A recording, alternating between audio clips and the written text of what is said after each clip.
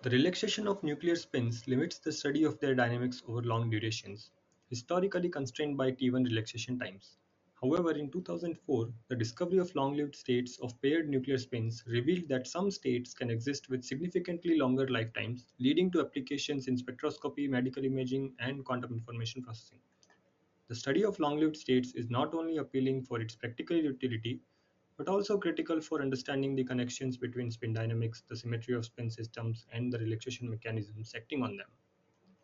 While significant analysis of long-lived states have been performed in anisotropic environments, our research seeks to expand this understanding into anisotropic conditions, specifically in a two-spin homonuclear system within a nematic liquid crystal solvent. In this system, the strength of the dipolar interaction is scaled down by the liquid crystal's order parameter.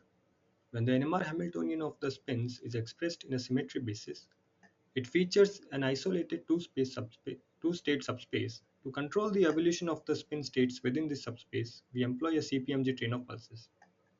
Using numerical simulations, we track the evolution of thermal magnetization as the pulse sequence progresses.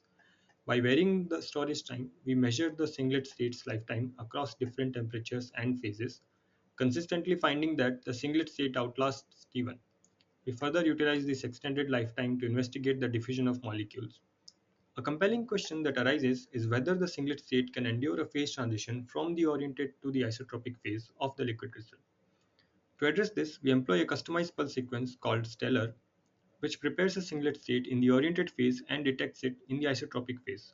Our results confirm that the singlet state persists through the phase transition and can be detected in the isotropic phase, further confirming its long-lived properties.